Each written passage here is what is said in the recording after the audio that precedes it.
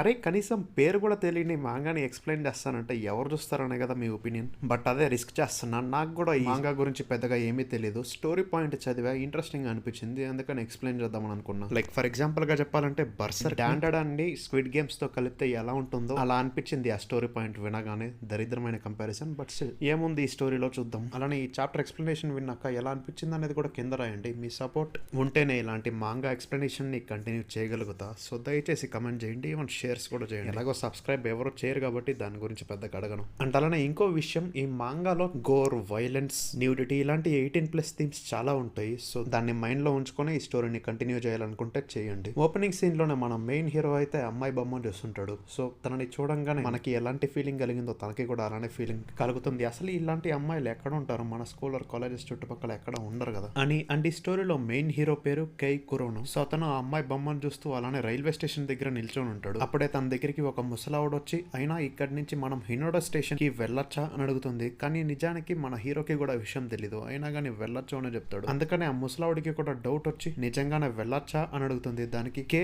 అయితే, చూడండి నాకు తెలిసిందే చెప్పా, అయినా మీకు ఇంకా డౌట్ గా ఉంటే మీకు మీరుగానే వెళ్ళి ఎంక్వైరీ చేసుకోండి అని పంపించేస్తాడు. అలా అని చెప్పి అతనేమో పెద్ద తెలివైన వాడు అనేది కూడా కాదు తన ఫీలింగ్. అంటే చుట్టుపక్కల ఉండే వాళ్ళని చూసినా తనకి అలానే అనిపిస్తుంటుంది. కొంతమంది అయితే బతుకుండడం కూడా వేస్ట్ అని అనుకుంటుంటాడు. ఇంకా తన పక్కనే ఒకడు ఉంటాడు, అతన్ని గే గుర్తుపడతాడు. అతను తన చిన్నప్పటి క్లోజ్ ఫ్రెండ్. ఇప్పుడు కూడా ఫేస్ స్ట్రక్చర్ సిమిలర్ గా ఉండేసరికి కనిపెట్టాడు. అండ్ ఇప్పుడు ఏమైనా చెత్తనా కూడా అయ్యాడేమో అని కూడా అనుకుంటాడు. ఇంకా సడన్ గా అప్పుడే ఒకడైతే రైల్వే ట్రాక్స్ మీద పడతాడు. అతన్ని కాపాడడానికి చుట్టుపక్కల స్టేషన్ అటెండెంట్స్ కూడా ఉండరు. అలా అని చెప్పి జనాలు కూడా అతన్ని కాపాడడానికి వెళ్లరు. సో మూవీస్ లో కామిక్స్ లో చూసేలాగా లైవ్ లో రైల్వే ట్రాక్స్ మీద పడి చనిపోయేవాడిని కల్లారా చూస్తానేమో అని అనుకుంటాడు. ఇంకా తన పక్కన ఉండే చైల్డ్హుడ్ ఫ్రెండ్ కూడా ఫుల్ గా టెన్షన్ పడుతుంటాడు. అండ్ అతను కొంచెం ధైర్యం తెచ్చుకొని నేనే వెళ్ళి కాపాడతా అని చెప్పి ఆ ట్రాక్స్ మీదకి దిగుతున్నప్పుడు చుట్టుపక్కల ఉండే జనాలంతా అతన్ని తిడుతుంటారు. అండ్ అదే కాకుండా ట్రైన్ టైం ఇంకా అనౌన్స్ చేయలేదు కాబట్టి తొందరగా కాపాడతాడనే హీరో అనుకుంటాడు. ఇంకా హీరో ఫ్రెండ్ ఏమో అతన్ని కాపాడడానికి వెళ్ళినప్పుడు అతని బరువు ఎక్కువ ఉండేసరికి లేపలేకపోతాడు. ఇంకా కొంతమంది పోలీస్ స్టేషన్ కి కాల్ చేద్దామని అనుకుంటారు. ఇంకా కే వాళ్ళ ఫ్రెండ్ అయితే ఎవరన్నా వచ్చి సహాయం చేయండి అని అడుగుతాడు. అంటే చుట్టుపక్కల ఎవరన్నా తెలిసిండే వాళ్ళు ఉన్నారా అని చూస్తున్నప్పుడు కే కనిపిస్తాడు. అంటే కే ఏమో నన్ను మాత్రం పిలవమాక అని అనుకుంటుంటాడు. కానీ అతన్ని చూస్తూ అతన్ని పిలిచేసరికి చుట్టుపక్కల ఉండే జనాల అటెన్షన్ అంతా కే మీద పడుతుంది. అందువల్ల తనకి ఇష్టం లేకపోయినా సరే కిందికి దిగి సహాయం చేయడానికి వెళ్తాడు. కానీ వాళ్ళ ఫ్రెండ్ అయితే కే మీదే ఎక్కిస్తాడు. అండ్ ట్రైన్ వచ్చే టైం అయింది అని కూడా అనౌన్స్ చేస్తాడు. అండ్ వాళ్ళకి అక్కడి నుంచి పైకి వచ్చే టైం కూడా ఉండదు. అయినా సరే ఆ వ్యక్తిని సేఫ్ గా దింపేస్తారు. ఇంకా తర్వాత వాళ్ళు కూడా పైకి ఎక్కుదామని చూస్తుంటారు. కానీ కాల్ స్లిప్ అవుతుంటుంది. అందువల్ల తన ఫ్రెండ్ అయితే ఇక్కడ నుంచి పారిపోదాం పదా అని చెప్తాడు. ఎందుకంటే స్టేషన్ కి ట్రైన్ వచ్చినప్పుడు ఎలాగో స్లో అవుతుంది. సో స్టాప్ కి కొంచెం దూరంలో ఉంటే చాలు అని అనుకుంటారు. అందుకని స్పీడ్ గా పరిగెడుతుంటారు. కానీ అది యాక్చువల్లీ నాన్ స్టాప్ ఎక్స్ప్రెస్. అదే విషయాన్ని జనాలు అరుస్తూ చెప్తుండేసరికి వాళ్ళిద్దరికి ఫుల్ గా భయం వేసేస్తుంది. అండ్ కే అయితే ప్రశాంతంగా అమ్మాయిలు చూసుకొని ఇంటికి వెళ్ళి ఎంజాయ్ చేద్దామని అనుకుంటే ఇప్పుడేంట్రా నేను చావబోతున్నా అని అనుకుంటాడు. అండ్ ఆ ట్రైన్ వాళ్ళ దగ్గరికి చేరుకుంటున్నప్పుడు వాళ్ళ ఫ్రెండ్ అయితే ఎక్కడైనా ఓపెన్ స్పేస్ ఉంటే చూడు అక్కడికి వెళ్ళిపోదాం అని అంటాడు. కానీ అప్పటికే లేట్ అయిపోయి ఉంటుంది. ఆ ట్రైన్ వచ్చి వాళ్ళిద్దరిని గుద్దేస్తుంది. వాళ్ళిద్దరి బాడీలో పీసులు అయిపోతాయి.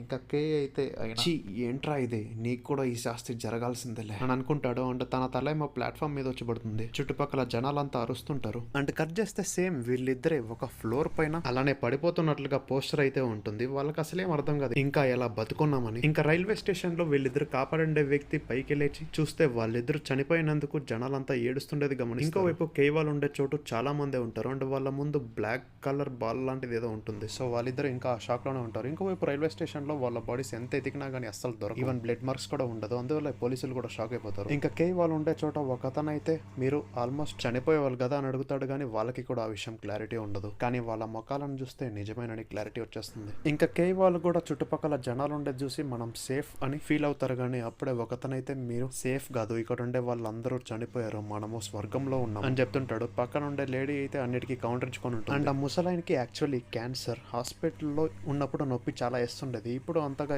ఏమీ ఏకపోయేసరికి అలా అనుకుంటాడు. ఇంకా కే నా బాడీ పార్ట్స్ అన్ని బాగానే పనిచేస్తున్నాయి, నేను ఇంకా ఊపిరి తీసుకోగలుగుతున్నా అని కొంచెం రిలాక్స్ అవుతాడు. అండ్ బయట చూస్తేనేమో టోక్యో టవర్ కూడా కనిపిస్తుంది. అండ్ వాళ్ళు ఉండేదేమో అపార్ట్మెంట్ లాగా ఉంటుంది. అయినా కానీ ఇంతమంది ఇక్కడేం చేస్తున్నారు, ఇంతకీ ఆ కుక్క ఏం చేస్తుంది, ఆ పెద్ద బాల్ ఏంటి అని కే అనుకుంటుంటాడు. వాళ్ళు డోర్స్, విండోస్ ఇవన్నీ ఓపెన్ చేయడానికి చూస్తారు కానీ ఓపెన్ అవ్వదు. అయినా అవన్నీ ఓపెన్ అయ్యేటట్లుగా ఉంటే వీళ్ళంతా అక్కడ ఎందుకు ఉంటారు చెప్పండి. గట్టిగా అరిసినా ఎవరికి వినపడదు, ఫోన్ లో సిగ్నల్స్ ఉండవు. సో వాళ్ళందరికీ అక్కడి నుంచి ఎస్కేప్ అవుతామన్న హోప్స్ కూడా ఉండదు. అప్పుడే సూట్ వేసుకుంటే అతను పైకి లేచి ఒకరినొకరు ఇంట్రొడ్యూస్ చేసుకుందాము, ఫస్ట్ మీ పేరు, ఏం పని చేస్తున్నారు, ఎలా చనిపోయారు, ఇలా మొత్తం చెప్పండి అని చెప్పి ఫస్ట్ తన పేరు చెప్పుకుంటాడు. తన పేరు మసాషి యమడా. నెరిమా ఈస్ట్ ఎలిమెంటరీ స్కూల్లో తనొక టీచర్ స్కూటర్ నడుపుతున్నప్పుడు యాక్సిడెంట్ లో చనిపోయాడు. ఇంకా నెక్స్ట్ టర్న్ కే ఏమో తన గురించి చెప్పుకొని తన చైల్డ్హుడ్ ఫ్రెండ్ ని సీరియస్ గా చూస్తుంటాడు. అందుకనే తను కూడా సారీ అడుగుతాడు. అండ్ అతని పేరేమో మసారో కాటో. ట్రైన్ యాక్సిడెంట్ లో పోయాము అని చెప్తాడు. ఇంకా తర్వాత ముసలోడి పేరు గోరో. అండ్ అతన్ని ఇంతకు ముందు కే ఎక్కడో చూసినట్లు కనిపిస్తుంటుంది. తన పక్కన ఉండే లేడీ అయితే నా పేరు చెప్పను, జస్ట్ సిగరెట్స్ ఉంటే ఇవ్వండి అని అడుగుతుండేసరికి కేకి కూడా చిరాకేస్తుంది. ఇంకా అలానే నెక్స్ట్ ఇచిరో అనే తను కూడా తన గురించి చెప్తాడు. ఇంకా అలానే కొంతమంది వాళ్ళ పేర్లు చెప్తారు కానీ ఎలా చనిపోయారో క్లారిటీగా చెప్పరు. అంటే కుక్క పేరు ఏంటో ఆబ్వియస్లీ కుక్క చెప్పలేదు కదా. తర్వాత కాటో అయితే కేకి నువ్వు మారిపోయావు అని చెప్తాడు. లైక్ తన చిన్నప్పుడు చాలా ధైర్యంగా ఉండేవాడు, ఇన్ఫాక్ట్ వాళ్ళ లీడర్ గా కూడా ఉండేవాడు, కానీ ఇప్పుడేమైందో అస్సలు తెలియదు అని చెప్తాడు. ఈవెన్ చాలా స్పీడ్ గా పరిగెట్టేవాడివి. అండ్ ఒకసారి రీజన్ ఏమో తెలియదులే కానీ ఒకడైతే నిన్ను ధరుముకుంటూ వస్తున్నప్పుడు బ్రిడ్జ్ పై నుంచి ట్రక్ పైకి దూకేసావు, అంటే నీలాగా ఉంటాలని నాకు అప్పుడు అనిపించేది అని చెప్తున్నప్పుడు కేక్ అయితే ఇక ఆపేరా బాబు అని అనిపిస్తుండేది. ఇంకా సూట్ వేసుకుంటే అతను అయితే ఇది ఏమైనా హిప్నోటిజం అయి ఉండాలి, చుట్టుపక్కల కెమెరాస్ ఏమైనా ఉన్నాయా చూడండి అని చెప్పేసరికి అందరూ చూస్తుంటారు. కానీ అప్పుడే సడన్ గా కే ముందు సగం సగం కట్ అయి ఉండే బాడీ పార్ట్స్ అన్ని ఒక్కోటి అతుక్కుంటూ ఉంటాయి. అంటే కే వాళ్ళు కూడా ఇలానే వచ్చారేమో. ఇంకా తన ఎలాగో నేకెడ్ గా ఉంటుంది కాబట్టి తన ప్రైవేట్ పార్ట్స్ ని గమనించి తన ఒక అమ్మాయి అన్న విషయం అర్థమవుతుంది. అండ్ ఆ అమ్మాయి అయితే కే నోరుని మూసేస్తుంది. అండ్ ఆ బాల్ నుంచి లేజర్స్ లాంటివి వచ్చే ఆ అమ్మాయి ఫుల్ బాడీని టెలిపోర్ట్ చేస్తుంది. కేక్ అయితే రకరకాల ఫీలింగ్స్ వస్తుంటాయి. సో ప్రస్తుతానికి ఇక్కడితో వీడియో ఎండ్ చేద్దాం. మళ్ళీ నెక్స్ట్ వీడియోలో కలుద్దాం. అంతవరకు మీ అందరికీ తెలిసిందే కదా. Tata bye, see ya, love you 5000 times.